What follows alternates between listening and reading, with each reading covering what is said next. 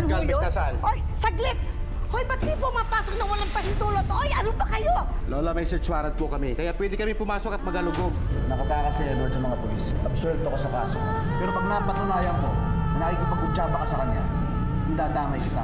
Edward, nasaan ka ba? Nahihirapan na ako, Edward. Kasi ginagawa ko na ang lahat. Nawawalan na ako ng pag-asa sa'yo. Maraming salamat po at pasensya na sa abala. Salamat din at pinatuloy niyo ako dito. Buwisit at takasan tayo ng bata. Nakita mo ba? Hindi eh. Eh di hanapin mo. Sandali, nasaan na yung anak mo? Ba't hindi mo kasama?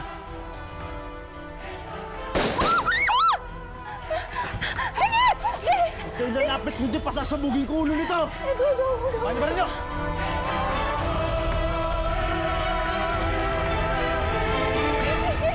Edward! Pulutin nyo yung pera! Pulutin nyo yung pera! Pasok nyo sa loob ng bag! Pulutin nyo!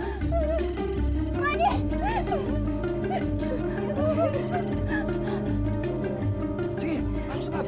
Pasok nyo sa loob ng kotse! Pasok nyo! Pasok nyo! Ano ba nagtiwala ako sa'yo? Ba't mo ginagawa sa akin to? Nasaan na yung anak mo? Ba't hindi mo kasama? Kasi iniwan ko siya dun sa center dahil pinaiwan ng doktor, kailangan daw obserbahan pa. Alam mo, dahil dyan sa magaling mong anak, tatakasan tuloy tayo!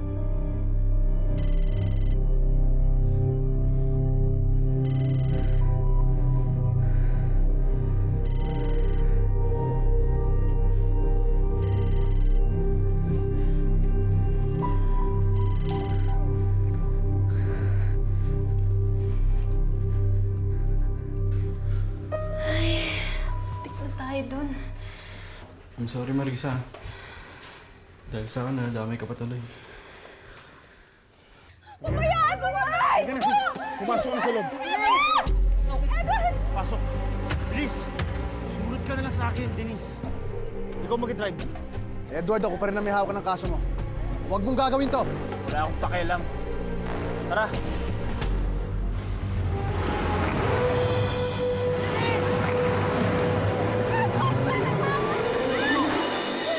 Ate Denise! Huwag niyo kaya! Matangay ang pamangkin ko! Ano pong gagawin kay ate? Saan sila pupunta? Hindi ko alam! Manny, bakit hinayaan mo namang makatakas? Running na si Edward. Naniniwala akong papatay siya. Kung sarili nga niyang asawa pinakidnap niya, ibang tao pa kaya. Yun naman pala eh! Bakit pinabayaan mo siya makatakas? Pinoprotektahan ko lang mo si Denise, kaya lahat ng sinabi ni Edward, sinunod ko. Responsibilidad kong ikulong si Edward. Pero ibang usapan na to. Dinamay niya si Denise.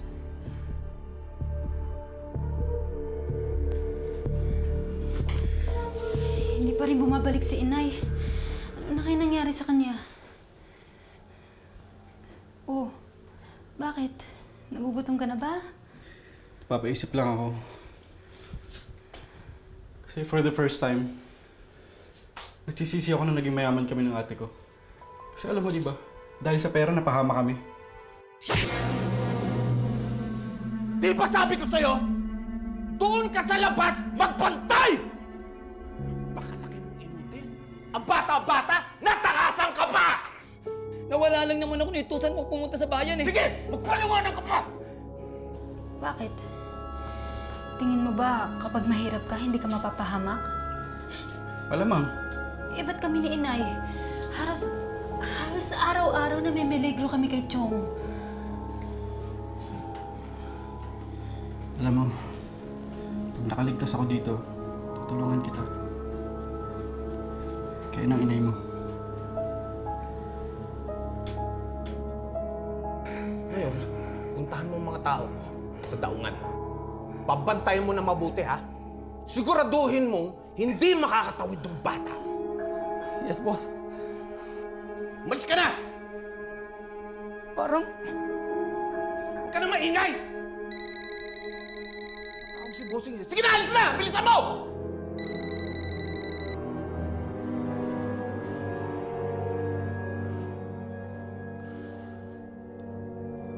Hello, bossing. Opo. Walang kaproblema, bossing. Huwag ka mag-alala. Nasa akin pa yung bata dito. Ano, pwede na ba akong bumaba dito? Hindi ka pwedeng huminto. Bakit? Anong gagawin mo? Gusto mong pasabugin yung utak ko, ha? Gusto mo akong patayin? Alam mo, hindi ko inisip na ganyan kakasama. Lagi kitang pinagtatanggol. Tapos ganito lang gagawin mo sa akin, pinagkatiwalaan kita eh. Tumigil ka! Bakit? Anong gusto mong gawin? Papatayin mo ako? Ha? Baka walang niya mo! Bata! Anong gusto mong gawin? Papatayin mo ako? Ha? Baka walang niya mo! Bata!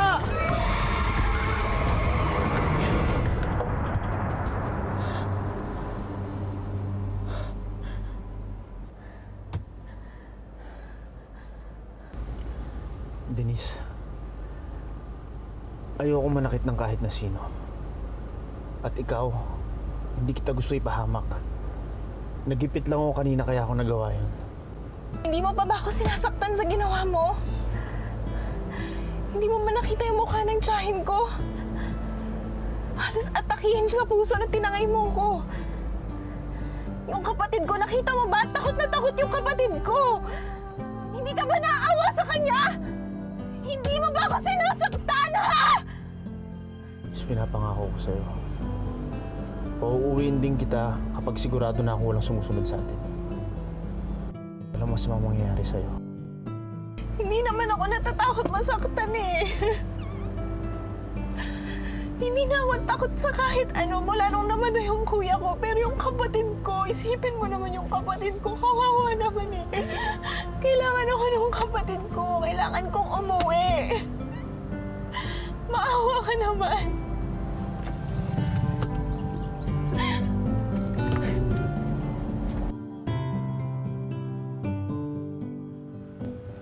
Ikaw na naman? Nerve of you showing up here? Ano, tatawagan mo na naman si Edward? I-divulge mo na naman sa kanya ang plano laban sa kanya? Pumunta ako dito dahil gusto ko makibalita kay Edward. Ba't parang ang sama ng mga tingin niyo sa akin? Hindi ba ikaw dapat sisihin dito? I heard about what happened. Hinayaan mo nakataka si Edward, di ba kasama yung hostage niya? Ano ba kasi nangyari dun? Imbis na napasuko niya siya, si Edward nagpasuko sa inyo. Alam mo kung bulok at nubiskarte sa trabaho mo, tanggapin mo na lang yun. Hindi yung papalapad ka ng papel dito sa kasong to. Trabaho mo lang to. Huwag mong gawin personal. Hindi pwedeng hindi ko personalin to. Dahil yung babaeng kinuha ni Edward, si Denise, siya ang babaeng mahal na mahal ko. Hindi natutungkol sa pera o kay Kathy. Gagawin ko ang lahat, mabawi lang si Denise. Dito na tayo. Rest house to ng kaklase ko sa PMA. PMA. Oh, susi mo. Hoy, saan ang sakayan dito? Uwi na ako. Denise, hindi ka pa pwede umalis. Eh, ayoko nga matulog dito eh. Uwi na ako. Denise naman, nag-usap na tayo, hindi ba? Makisama ka naman sa akin. Oh. Huwag kang mag-alala. Bukas na bukas, alis na rin tayo dito.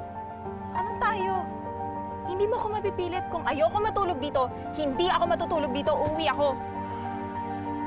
Ulit mo naman, Ano Denise. ba? Ano? Ay! Halika na. Ano ba? Baba mo ako. Baba mo ako. Huwag kang maingay. Ano ba? Tulong! Shh! Huwag kang maingay. Tulong! Tulong! Walang kapitbahay to. Tulong! Baba mo ako! Baba mo ako!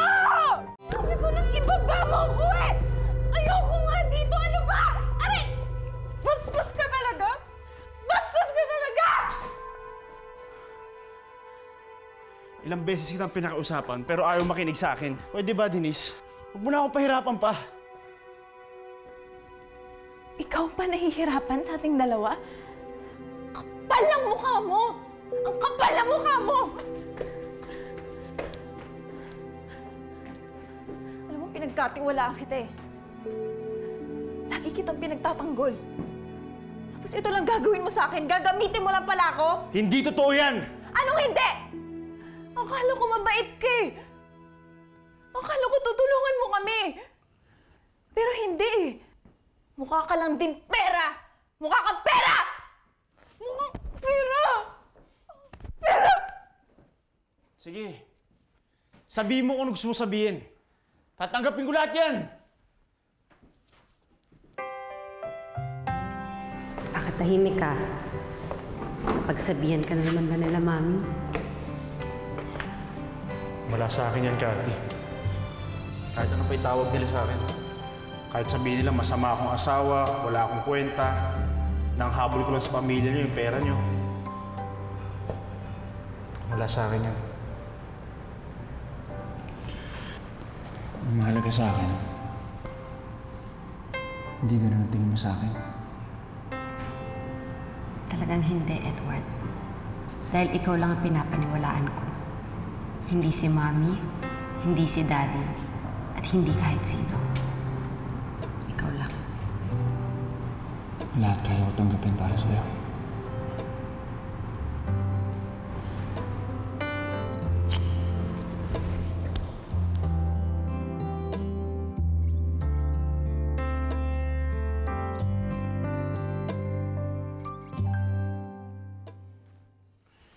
Tatanggapin ko kahit habang buhay ka ng galit sa akin. Hindi ko naman pinili maging masama. Pinaglalaban ko lang asawa ko dito.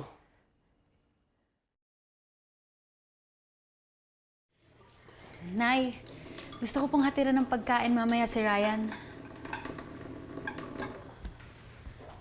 Nandito po ba si Tsugardo? Wala. Pero, mag-ingat ka ha. Dahil kanina, muntik na kayong mabuking. Alam mo, Nay, mas lumakas ang loob ko na itakas natin si Ryan dito. Kasi kapag nakaya natin to, ibig sabihin meron tayong pag-asa na makatakas at makalaya kay Tsugardo. Anak, alam ko, matagal mo nang gustong makalaya dito. Sorry, kasi wala akong magawa. Pero hindi mo lubusang kilala ang Tsugardo mo. Hindi siya ganun kadaling takasan. Nay, huwag naman kayong ganyan. Kaya natin to. Tsaka nangako naman po sa akin si Ryan na tutulungan niya tayo makaalis dito.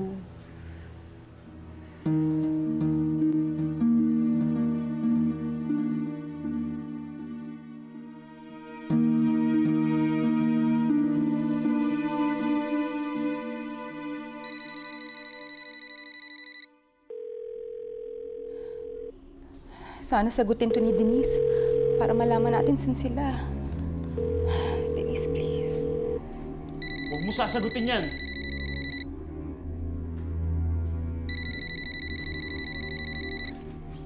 Ano ba? Habang nandito tayo sa bahay na to, hindi mo pwedeng gamitin to. Dahil isang tawag mo lang, matitrace nila tayo, naintindihan mo? Edward naman eh. Ligtas ka na dito, pakawalan mo na ako. Nag-aalala yung pamilya ko sa akin. Palisin mo na ako, sige na. Gusto ko nang umuwi. Sige na. Gusto ko nang umuwi. Edward!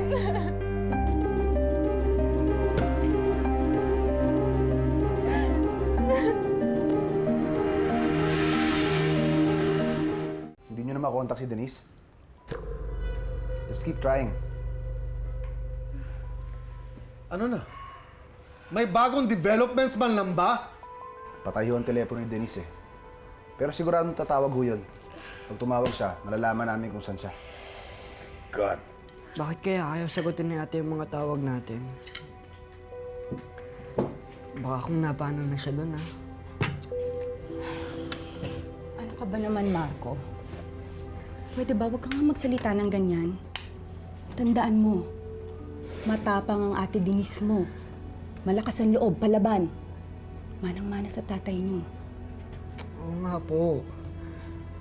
Eh ano naman po bang laban niya kay Edward? Anong laban niya kay Edward?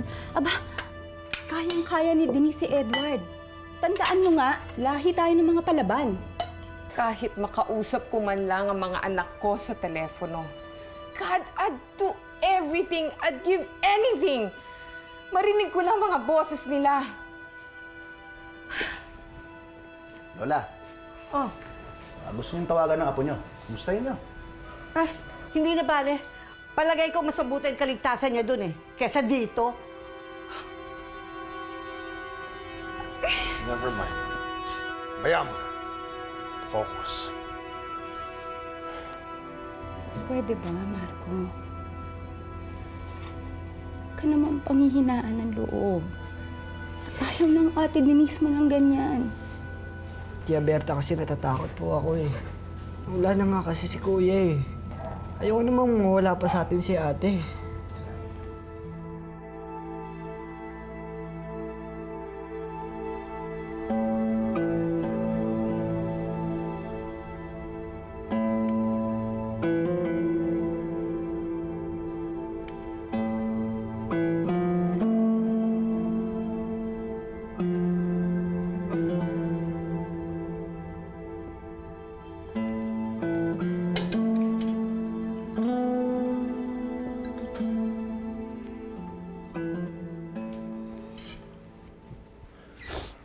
Hindi ko kakainin yan. Baka isipin ko pa mabait ka. Hindi ko naman pinagpipilitang mabait ako eh. Sobrang simple lang naman ang gusto ko eh. Gusto ko lang masaya kami magkakapatid eh. Tapos namatay yung kuya ko, wala akong nagawa. Ngayon, pakiramdam ko hindi na ako makakalis dito. Inaalala ko lang si Marco eh. Ulila na nga siya sa magulang, ulila pa siya sa kapatid. Denise, huwag mo sabihin yan.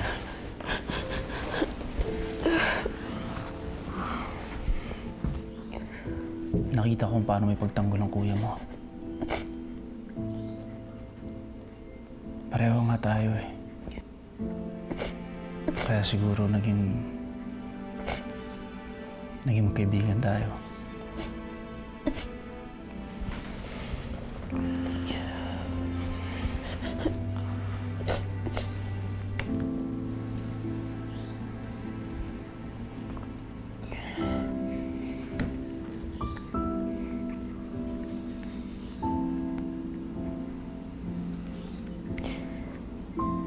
Pwede na ako tumawag. Pwede ka na umalis.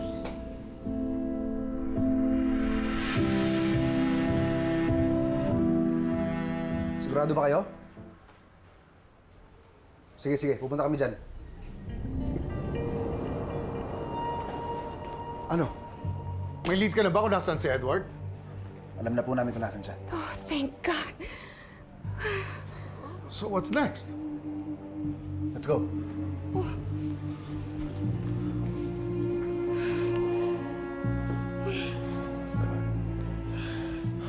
Sige na, okay na ako. Kaya ko na sarili ko. Pasensya ka na. Hindi kita makahatid. Alam mo naman mainit ako sa NBI ngayon. Okay lang, naiintindihan ko. Basta ang importante sa akin, tumupad ka sa usapan, pinakawalan mo ko. Ingat ka ah.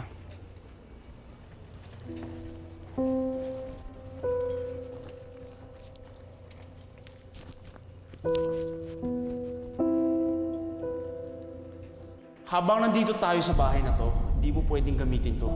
Dahil isang tawag mo lang, matitrace nila tayo. Naintindihan mo?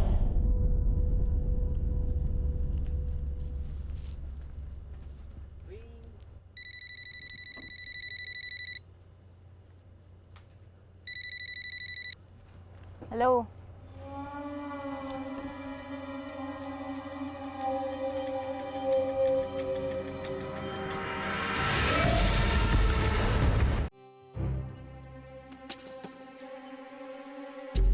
Edward! Edward!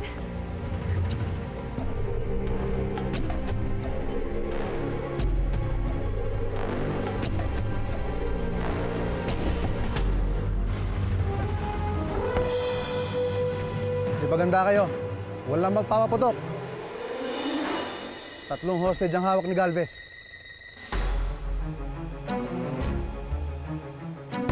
Edward! Edward, buksan mo Bakit? Bilisan mo!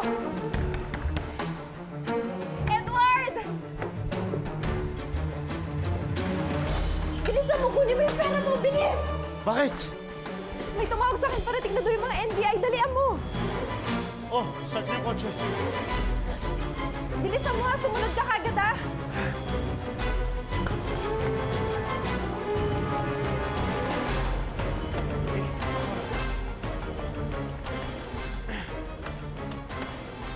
Bilisan mo!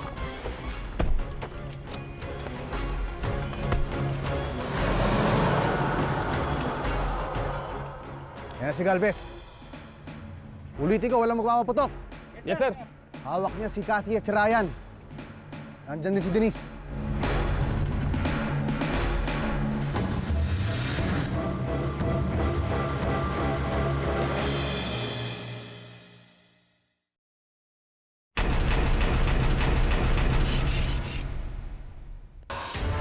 Astig ka talaga. Kala mo ba, kahit na nakakulong ako dito, may mga kaibigan din ako, no? Nasaan siya? Umamin ka! Hindi! Umamin ka! Alam mo nung bawat segundo mahalaga sa akin, hindi ba? Pasensya ka na, pero hindi kita pwede sama. Baka kailangan tayong mag-hire ng sarili nating tao to hunt down that Edward. Ilang beses mo nang na-encuentro si Edward. Pero ba't parang ikaw yung laging nalalagay sa alanganin? Huwag ka mag-alala. Hindi ko sasaktan yung biyag. Yung anak mo lang nang walang silbi. Ewan ko na lang kung hindi ko siya mapapatay. Ryan, wag ka bibitaw, Ryan! Binalikan mo ako. Hindi kita kaya ngayon sa ganitong klaseng sitwasyon. Hello? Oo, huwag ka mag-alala. Nasa akin yan.